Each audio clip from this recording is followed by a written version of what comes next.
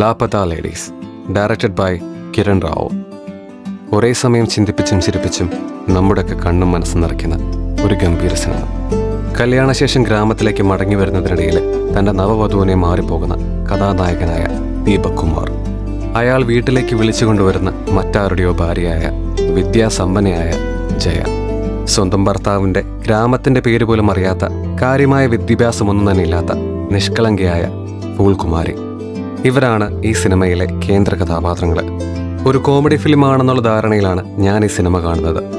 ഭാര്യയെ മാറിപ്പോകുന്ന ഭർത്താവിനെയും കാമുകനെയും ഒക്കെ കഥ പറഞ്ഞ് കോമഡി ഉണ്ടാക്കി അത് വലിച്ചഴച്ച കഥകൾ ഇതിനു മുൻപ് മലയാളത്തിൽ പലപ്പോഴായി കണ്ടതുകൊണ്ടാകണം ഒരു പരിധിയിലധികം എക്സ്പെക്റ്റേഷൻസ് എനിക്കുണ്ടായിരുന്നില്ല. കഥ മുൻപോട്ട് പോയിക്കൊണ്ടിരിക്കുമ്പോൾ കഥാകൃത്ത് ചെയ്തു വെച്ചിരിക്കുന്ന സിറ്റുവേഷൻ ബേസ്ഡ് ആയിട്ടുള്ള നർമ്മങ്ങൾ യഥാർത്ഥത്തിൽ നമുക്കൊന്നും ഊഹിക്കാൻ പോലും കഴിയാത്ത ഒരു ദേശത്ത് നടക്കുന്ന അവിടുത്തെ യാഥാർത്ഥ്യങ്ങളാണെന്ന് തിരിച്ചറിയുന്നിടത്താണ് ഈ സിനിമ നമ്മളിലെ പ്രേക്ഷകരെ ആദ്യമായി ചിന്തിപ്പിക്കാൻ പ്രേരിപ്പിക്കുന്നത്. അറേഞ്ച്ഡ് മാരേജ് എന്ന് കേൾക്കുമ്പോൾ ഇന്ന് പലർക്കും പുച്ഛമാണെങ്കിലും ഇടയ്ക്കെങ്കിലും വളരെ ഹാപ്പിയായി ജീവിക്കുന്ന അറേഞ്ച്ഡ് മാരേജ് ചെയ്ത കപ്പിൾസിനെ കണ്ടിട്ടില്ലേ? അവർ യഥാർത്ഥത്തിൽ വർഷങ്ങളോളം പ്രേമിച്ച് വിവാഹം ചെയ്തവരെക്കാളും കൂടുതൽ ഹാപ്പിയായി ജീവിക്കുന്നവരാകും. അതെങ്ങനെ ചില മനുഷ്യർക്ക് സാധിക്കുന്നുവെന്ന് ഈ സിനിമയിൽ കാണിച്ചു തരുന്നുണ്ട്. ഇതുപോലെ തന്നെ അതിന് വിപരീതമായിട്ട് അറേഞ്ച് മാരേജസ് എന്തുകൊണ്ടാണ് ചില ജീവിതങ്ങൾ ഇല്ലാതാക്കുന്നതെന്നും വളരെ ഗംഭീരമായിട്ട് ഈ സിനിമയിൽ പറഞ്ഞു വെക്കുന്നുണ്ട്.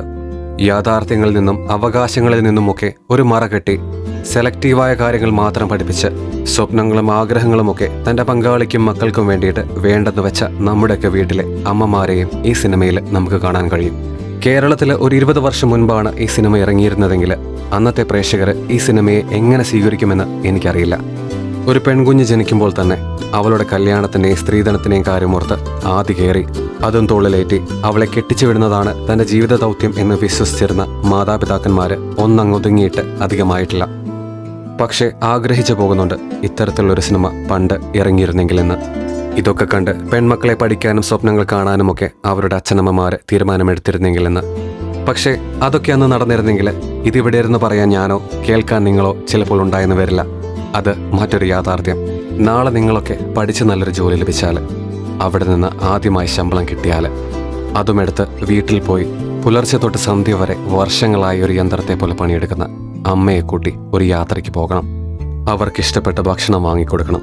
ഒരു ദിവസമെങ്കിലും അവർ കാണാൻ മറന്നുപോയ സ്വപ്നങ്ങളുടെ ഒരു നിഴലെങ്കിലും അവർക്ക് കാണിച്ചു കൊടുക്കണം.